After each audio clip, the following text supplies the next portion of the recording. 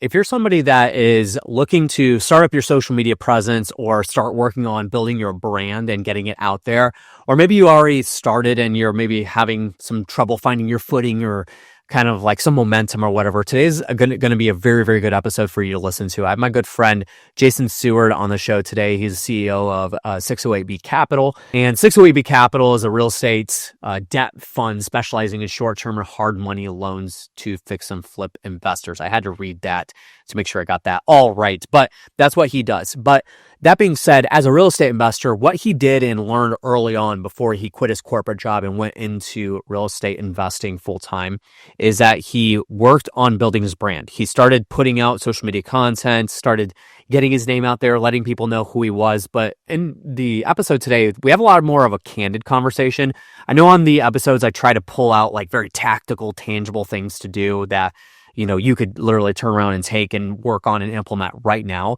But today is a little bit more of a candid conversation that we have with Jason, talking about the mentality of getting over, he talked about how when he was starting to first put social media out that he, was in a local town, knows everybody. And so when you go to the grocery store, somebody would pull him off to the side and be like, "Hey, I can't even open my phone without seeing you everywhere." And then he would kind of shake it off and say, "Oh, I just got a team that's doing that," or whatever. But now he owns it. And the reality is that if people don't know who you are and what you do, then you're going to have a hard time coming across getting some business for you. And especially if you're somebody that is local, you want to be known as the local market expert as a real estate investor so that people can sell their house to you, right? You need to be letting people know who you are, what you do, and that you buy houses, that you're looking to, if you know a person that is looking to sell their house, like bring them my way or whatever. And the more that you stay in front of people like that, the consistency factor, the higher likelihood you have of actually bringing that kind of revenue to your door, and the leads are going to be coming in for you. So getting over that, the mentality of the ego and just making sure that you're not like trying to allow people to judge you and that sort of thing. That's something that a lot of people have to get over, and we just have to suck it up and do it. I always say that there's things in business that we hate doing, but we just got to suck it up and do it. And, social media and getting your name out there and building your brand is one of those things. So Jason gives a couple examples of how, he's put out social media and one person contacted another person that knew that they needed Jason for what they were working on and then made the connection and that sort of thing. And that happens to me all the time, in fact. And so it's just very important to make sure that you're putting stuff out that's building your name, letting people know who you are on a consistent basis, regardless of the fact of if you feel judged by it or whatever it is. So without further ado, guys, it's going to be a really good episode. Again, a candid conversation. I hope you guys enjoy it. My good friend, Jason Seward. Enjoy the episode. All right, welcome back to the REI Marketing Weekly. It's your host, Josh Culler, and today I've got my good buddy, Jason Seward, on the show. Jason, what's going on, man? How you doing? What's happening, Josh? Thanks for having me on here, man. I am fresh off of your podcast. Yes. We'll talk about that here towards the end of the episode and plug that as well. But Jason's got a great podcast, Burning the Ships, and I was privileged to be on that and be interviewed by him on there. So make sure you do go check that out. Again, we'll plug that a little bit more thoroughly towards the end of the show. But Jason, with the intro, introducing who you are and what you do and everything, one of the things that I kind of went into when we were chit-chatting about what to talk about today is you've been in the real estate investing space for 20 years. And that's a good enough amount of time to see a lot of different types of cycles and a lot of different ways that investors market to build brand, to bring leads in, to do whatever it is that they're trying to do from building their business through their marketing. Now, again, with I already explained to you, the audience that we have here, active investors, not necessarily always looking to bring deals in, but to build brand and a presence and that sort of thing. You kind of explained to me that you and your business partner, working in a corporate job, had to kind of build your business and your real estate portfolio off to the side in silence almost, and having nobody know about who you are. Then once you burned your ships and went full time, you started going head over heels into that. So talk to me about that kind of process and the way that shook out, and give a little bit more detail about that for me. Yeah, so like I was saying earlier, Josh, so I was in a corporate sales career. My business partner worked for a big food distributor, a big global food distributor. He had a big job with him. I had a big job with my company, and they were very demanding jobs, and they were for years. So while we were doing our real estate that initially for years, it truly was on the side. When we had time, we'd flip a house or two, or we'd buy a few more rentals, that type of thing.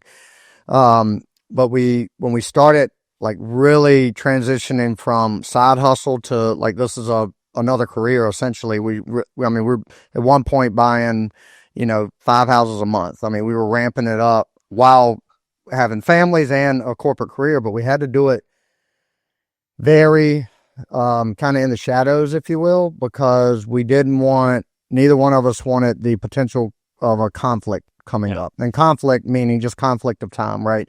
Jason slacking at his job in sales because now he's focused on real estate. And so we just didn't want that to come up. So for years, nobody knew what we did. I didn't go to networking events. I didn't post anything on social media. It was all organic and very local until we left the jobs. And I knew, because I had been in sales and I knew the power of marketing and getting out there, what you're doing and the brand and everything. So it was an immediate decision to lean all in on branding what we're doing. We might seem like the new guys to the party, but we've been doing this for a while. And so so we had to brand that, and so we leaned heavily in on, and I mentioned to you earlier, we spent the money on marketing ahead of the revenue, right? That was by design because we knew, I'm not going to say we had to do it that way, but we knew the best way to bridge that gap to really start getting attention on what we were doing, getting the deal flows in, the borrowers and our lending stuff, the investors, all that stuff. Everybody had to know what we were doing. Quickest and easiest way to do that, Facebook, Instagram, all that. So yeah, it was. I'll pause you there for a second, Jason, because I want to go to that conversation, because on your podcast, you actually asked me a question about somebody getting started. Where would they start? And I gave the advice of spend your time, don't spend money on the marketing, spend your time on the marketing. You went the other direction. You spent your money on the marketing before the revenue was coming in. Talk to me about like that process and what it looked like for you guys. Like what was that process? What did you invest your money into? And, kind of the way that situation shook out.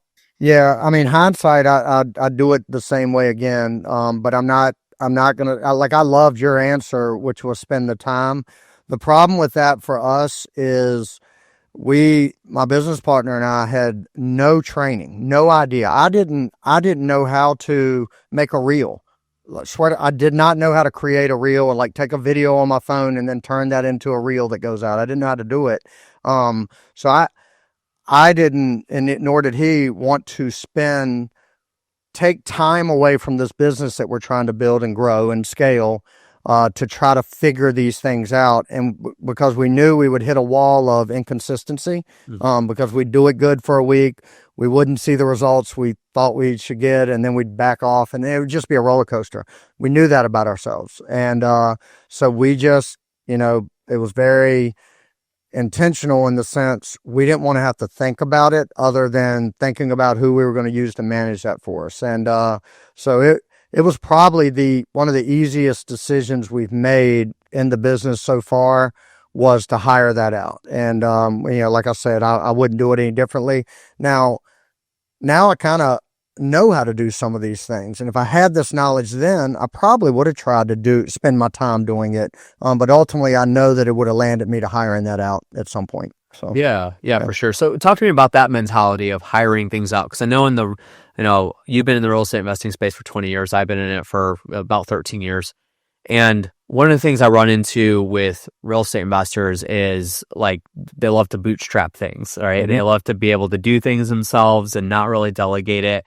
And I know in our industry, it's become a little bit more streamlined to delegate things. Like everybody at this point kind of understands like, I need to delegate things. But when it comes to the overall marketing, if you're running social media videos, like you guys kind of started off and that sort of thing, what was the mindset going into that? Was that just natural for you to like delegate that, or was that like you had to talk yourself into it? What was that? No, not really. We've kind of done it with everything.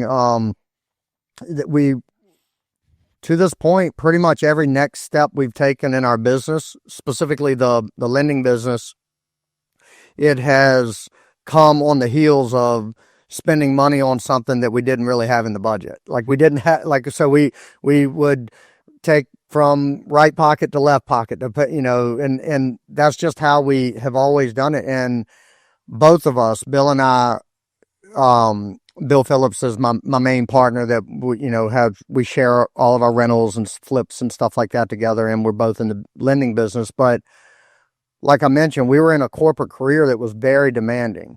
So the only way we could manage all the real estate stuff we had going on, which eventually turned into a second full-time job, the only way to manage that and manage our corporate career at the level that was required of us and manage a young family, like both of us had young kids, we had to become, like, my biggest strengths is figuring out how to take stuff off my plate, right? And delegate it responsibly. Like, I just don't want to give everything else away so I don't have to work.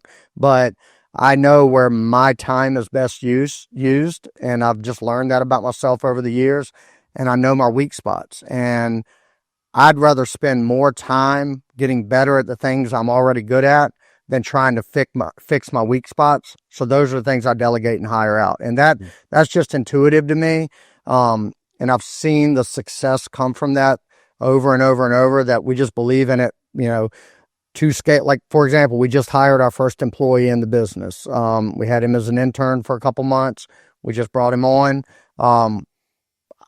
We don't necessarily have that fully in the budget yet, but I know that hire will lead to more revenue, which will pay for itself 10x, down the road. So that's just kind of the way we do things. So, yeah. No, that's good. And that's a little bit of a different mentality from what a lot of real estate investors think about. But I think it's a very healthy mentality to put the right people in the right seat, even if they're not like you. I mean, you work with us specifically to manage the podcast. Even if they're not necessarily on your team, you're delegating it to, a service provider or whatever it is. I think it's important for a lot of people to understand, especially in the marketing space. There's so many different avenues of marketing. You can run PPC ads, you can run SEO, Facebook ads, direct mail campaigns, cold calling. Like, there's so many different types of marketing that is out there. And for you to sit down and become an expert in those fields would take a whole lot more time, and you just might as well delegate it to a professional in the first place. So actually that does lead to a good question, though. I think a lot of the hesitation from people is going to a person that maybe they were referred to and not knowing if this person is reliable, if they're a professional in what they're doing. You've done this enough to kind of know, and I think you have really good intuition to kind of know if you're going to work with somebody to manage something for you, you delegated, you took it off your plate. What do you go through, like, in your head to determine if this person's actually going to be a good fit or not, and then measuring that as they continue to do that?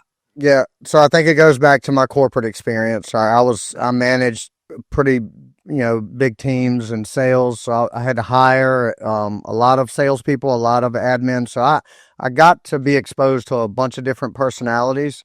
So my meter for detecting BS, and I'm not always great with it, but I'd say I'm pretty strong in that area. I rely a lot on referrals to get, like, connected with people. But outside of that, like you and we'll use you as an example.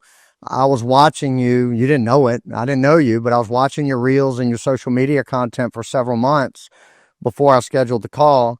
Then we sat down on a call, and you were just a good dude. Like you were easy to talk to. It seemed authentic. Now, I could have been wrong. Like, you could have been completely fake and got over on me.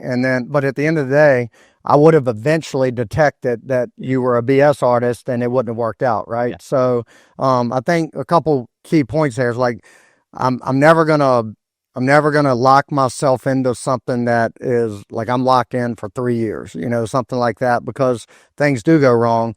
But I'm also going to vet the people out quite a bit. And I've done that with everything. Like, if you live closer to here, if we were at a mastermind event, we'd probably go grab dinner together or something. Like, I'd want to know who you are before I sit down and do business with you, if that makes sense. Interrupting this podcast episode to tell you guys that this podcast is managed and produced by Color Media Productions. Yes, shameless plug, that's my company. However, we do this for a lot of other people as well. Most people that we work with are in the real estate investing space. So if you're listening to this podcast specifically, you probably are a real estate investor, given it's called the REI Marketing Weekly. If you're somebody that either wants to start a podcast or you have one going and it's becoming a little bit of a hassle, you're looking to transition to somebody that works a little bit better with a fluid motion in terms of you get the recordings done and then they do everything else.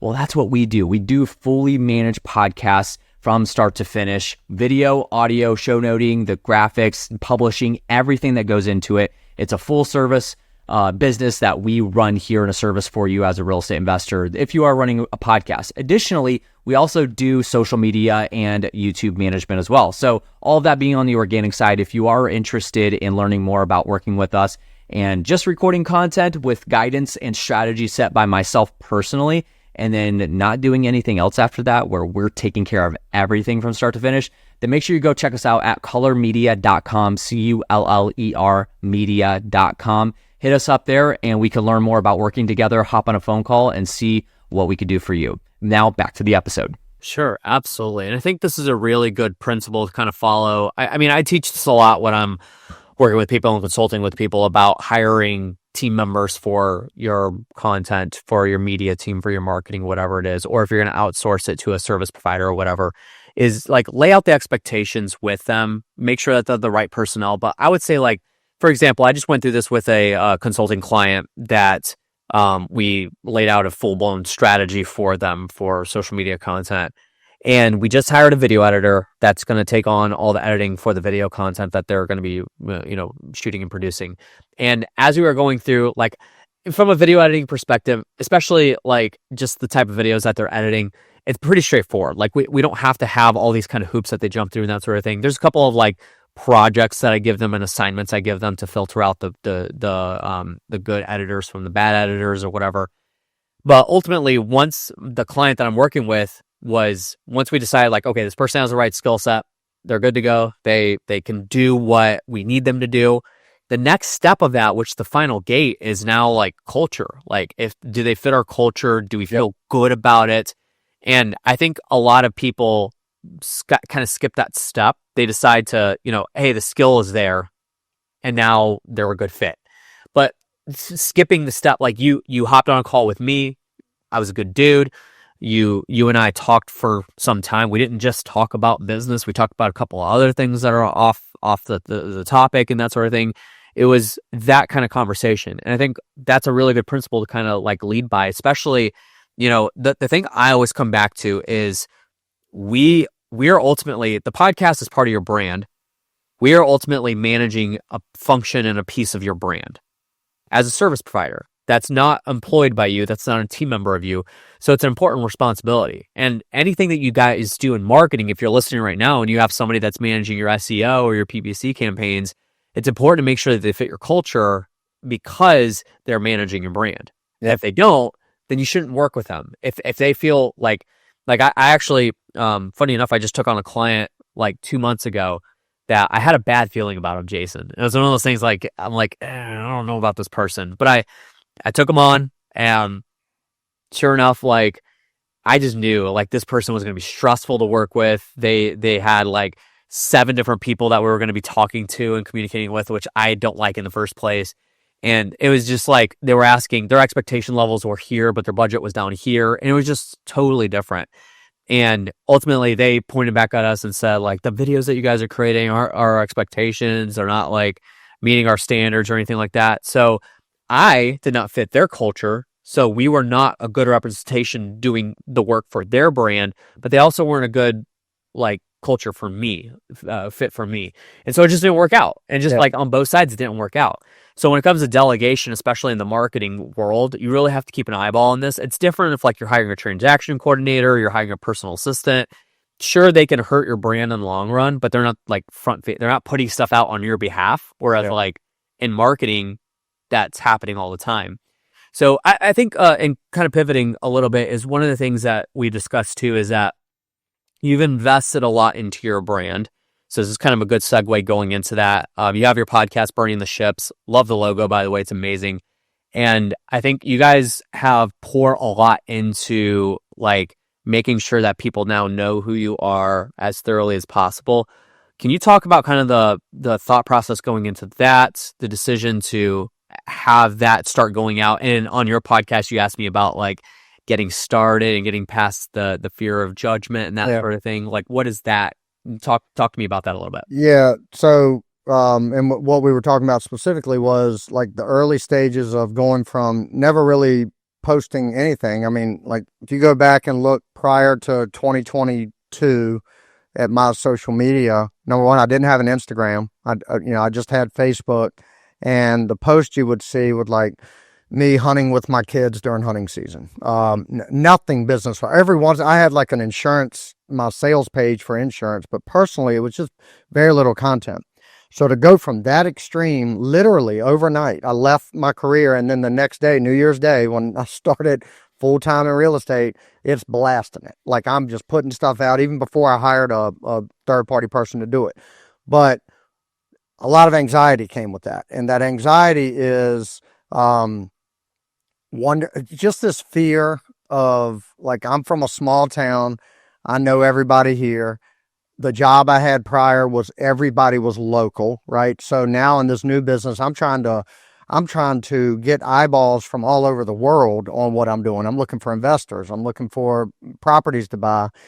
But the fear was everybody local that has watched me since I've had Facebook, or they've watched me grow up, they've never known me to be someone to put my business out there, right? Mm-hmm. So now here I am, literally every day, 7 days a week, I'm putting stuff out there about my new business. And I felt like I would do it. And I told you earlier, I would run into people in town and they would say, Jason, God, I can't open Facebook without seeing your videos and every day. And my response was always, oh, somebody else is managing that. That's, like I wanted to disconnect myself from it because I didn't want to admit that I was leaning into that. And that took, Josh, probably 6 months to a good year for me to really accept, like, no, if somebody's going to judge me negatively over that's kind of on them. I'm not going to let that bother me anymore. And I referenced the book, Let Them by Mel Robbins. That's that mentality of if that's where somebody wants to go and they want to think negatively of me because of something I'm putting out there to grow a business, I'm okay with that. Like I understand that, and you just got to let them have those opinions and keep putting it out there. But I am well past that, and we continue to post several times a day. Yeah. And what kind of results do you get from those? I mean, you gave the example of like how you came across me and that sort of thing. You never engaged in my content, and then but you knew like at the top of your head when you had a need that I could provide, that I was the one that you're going to go to. Yep. Do you find that kind of like similar results and stories that come to you? I'll give you three quick examples. So we put a lot out there. I do not pay attention to the metrics. Again, we have somebody managing. Now you manage the podcast and all that. I to this day, I couldn't tell you within 10,000 how many downloads we've had of the podcast. I just put it out there, and if one person is impacted by it, great. I don't think that way, like, because the intent of the podcast is not to make money through the podcast, but to hopefully inspire people, but to give people a billboard of who I am. You can find 140 episodes of me rambling and talking. So that's the intent there. But as far as the social media stuff goes, I've got a lot of examples. I'll give you three recent ones. Within a week, I had two people local to me, both of them in their 70s, both former clients of mine when I was in my corporate career. And again, within a week of each other, and we were pumping out content in like the months leading into this about what we offer to investors. And first one reached out to me and said that his daughter, he called me, said his daughter showed him a bunch of our videos. He's not on social media, and he's interested in what 608B Capital has. And he ended up investing $100,000. Wow. Within 2 weeks after that call. Oh, awesome. Same week, I get an email, very similar. His wife is on social media, and she's one that likes all of my stuff, but he is not. And he sends me an email, said, hey, I'm not going to say their names, but we would like to look into investing with 608B. Love what y'all have going on. So within a week, and they invested also $100,000. So $200,000 came from two individuals that had never engaged with my content at all. I didn't even know they were seeing it. And then the third example, part of our branding strategy is we want people to know us as human beings, right? Good fathers, good husbands, good morals, all those things. So we post a lot of stuff about our family, what we're doing with our family, not only to show people that, but also it kind of documents like what we're doing and how we're all growing with our family. So I put a post up. It was in the fall of last year, and it was just a short 10-second video of my son and a deer stand, like hunting, right? And a deer walked by. He didn't shoot the deer or anything. It was just a quick video. And somehow it went viral. It had a 1.5 million views within like 3 days. I remember seeing that. Yeah. And it was kind of funny because the hunting world, we had a lot of anti-hunters and stuff. So it was kind of comical. But my personal page picked up like 3,000 followers out of that. And one guy, like a month afterwards, sent me a message on Facebook, said he saw that video, started following me, went down the rabbit hole of what we've got going on. And he's a real estate, a big developer in Michigan, and was interested in learning more about us. And he also invested in the company. So that's 3 examples of like, we're just putting stuff out there, and that's several $100,000 that has come into our business just off of consistency and content. So yeah, of course. So it works. And you even mentioned like you don't look at like the specific analytics, like how many. I mean, you mentioned how many views that last video had, and that went viral, but that's just one example out of the other 2. You may not even know the answer to that. So I think like the things that I want people to take away from what stories you've provided here is that the consistency of putting your brand out there and what you do is what got you the results. It's not like one video popped off and then brought all these things. It's not like, you did something super special or you had the secret sauce or whatever it was. It's just like consistently putting your name out there. And there's been a couple episodes previously that I've had. I remember one specifically with a guy named Seth Hardy that is actually local to my market. And he talked about like kind of the same process. Like at first he was kind of scared to put stuff out because like everybody, he's investing locally and he grew up in this local market. So, he's just egotistical thing, like not sure what to do, doesn't want to be judged and that sort of thing. And he got over that and then just started cranking stuff out, and sure enough, leads started coming in left and right. Yeah. And the theory is like the more people that know who you are and what you do, the higher likelihood you have of hitting the right person. Like you get those examples of like the wife and the daughter, like they were not your demographic. They were not your customer, right? But they brought you the customer. Yeah. So you just got to get in front of the right person. And somebody, there's been times where people hit me up and say, hey, Josh, I saw your video about this. I'm not interested, but I have somebody that would be interested in working with you. And that happens all the time. So consistently putting that out there. And I love like putting the personal stuff out there. That's actually important too. I think everybody should do that regardless of what product or service you have, because it shows that you're a human being and it shows those, like I go back to the core values thing, like, and like the culture thing, that it shows that. Well, Josh, I mean, I haven't shared this with you, but when I went down the rabbit hole of trying to learn more about you, one thing that stood out was you love your wife, you're a husband, y'all do things together, and you brag about your wife quite a bit. Y'all go to games together and stuff like that. And that, like, it's subtle, it's little, but it's not that little. Like, that tells me this is a good human being that has good values. Now, if I'd gone down your page and seen you every other post standing in front of a private jet or a Lamborghini and throwing cash in the air, probably, like, nothing wrong with that, but it just doesn't fit my culture or who I am. So I probably would have moved on to the next person. But it sharing the personal stuff along with actually what you do, I think it goes a long way, man. And people want to know they're dealing with somebody that not only has a good service or product, they're just good humans, Yeah, absolutely. That stuff's on my other page, by the way. Okay, well, I don't know. I guess I follow it all, but either way, one led me to the other, and I get to see that stuff. So yeah, but it's funny you actually mentioned that, because the example I gave of the client that I am parting ways with, that I'm not happy working with, I'd followed them on social media too, and I just knew, like, it was one of those situations where, like, they were willing to spend a lot of money, and I was like, okay, cool, let's do it. That's fine. I think we're good. But I had seen them on social media like months before leading up to it, and they're consistently bashing other people.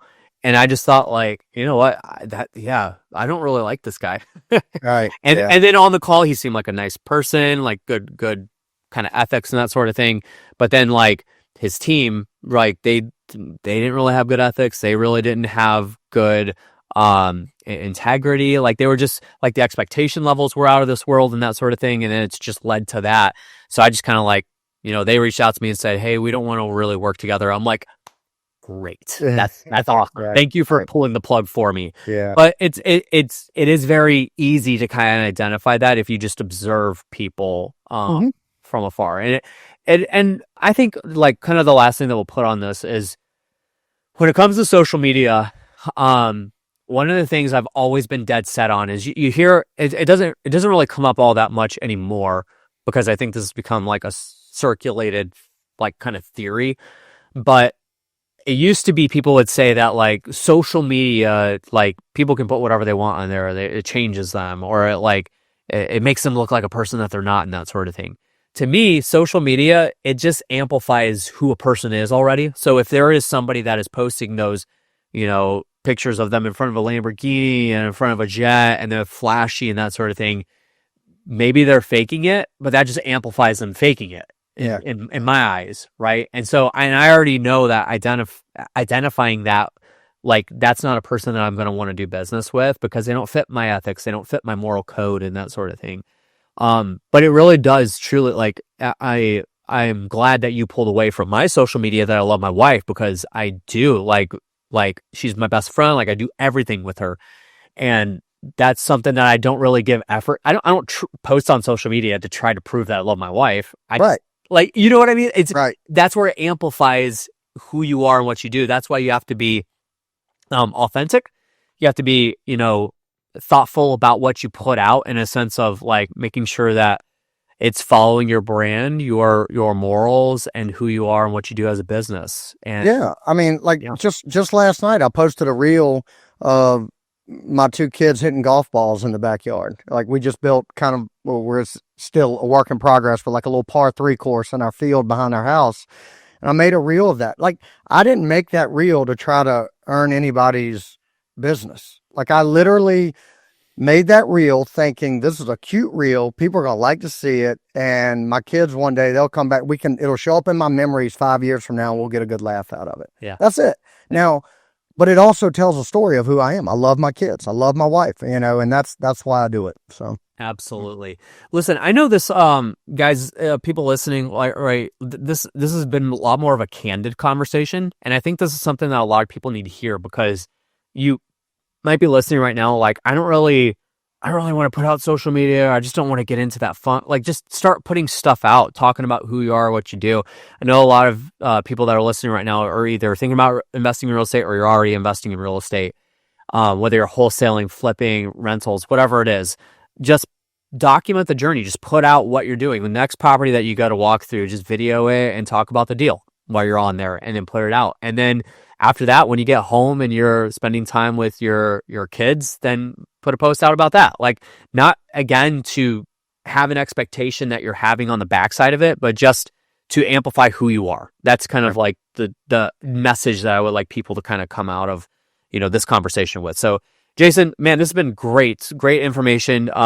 Very, very candid conversation that I think a lot of people will find value in.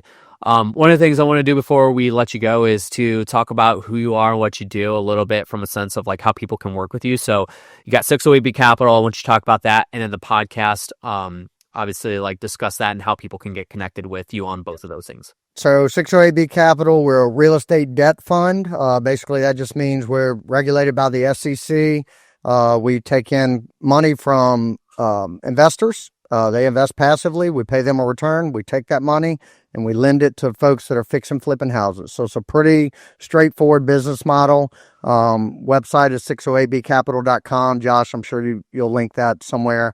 And then the podcast is Burning the Ships. That's a play on us leaving our corporate careers.